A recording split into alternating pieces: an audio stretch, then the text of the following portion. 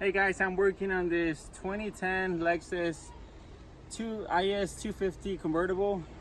It could be quite a pain in the butt to replace, especially if the moldings, whoever did it before, broke the clips. You could break all day the moldings, just when you break the clips, you have to do a lot more work. So first let me explain what the clip looks like if the clip is broken, you have to replace it. So the way to take it off, you slide it back out of the molding, and then you pull it forward, and that locks it in place. And you will have to remove the interior right here. I have to remove the visor, and then there's a clip right here. So you'll find a clip right there, little Christmas tree clip. Remove that. I'm sorry, first you have to remove the little plastic cover right here, and this one right here. It just slides back. Two clips go in here and here. Make sure that you don't drop them.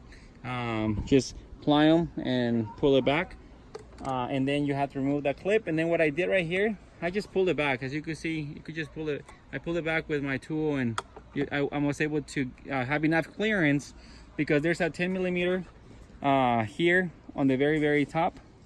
So remove that, and I'm not sure if I had to or if I didn't, but there's a screw here. I removed the screw.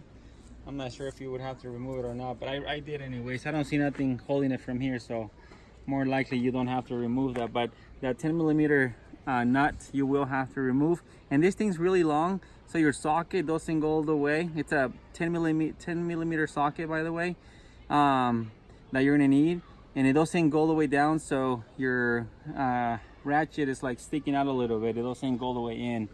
And right here on the bottom, you just have these clips. So you get a tool. I use a flathead screwdriver. I have a bend at the end, and just pry it open, and I'm able to remove. And thanks God I didn't break any of the clips. I did replace every single clip of this one because it was already broken. The rear view mirror right here is a twist off.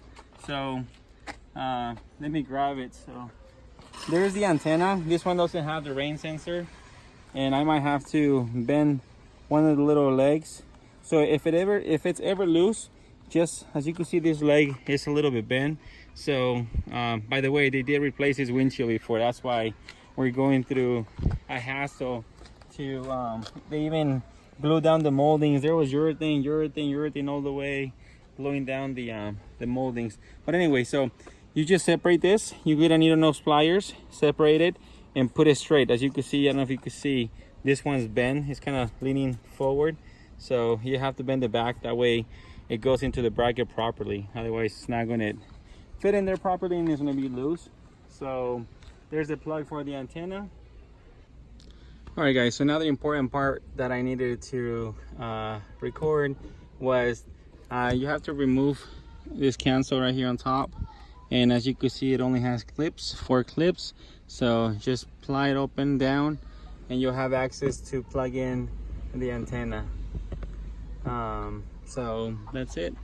And so this is the other part that I was talking about. This is where the 10 millimeter nut goes into, and that's it guys. So Alfredo here from Alfredo's Auto Glass. This one could be a little difficult, so I thought I'd share that with you guys. God bless.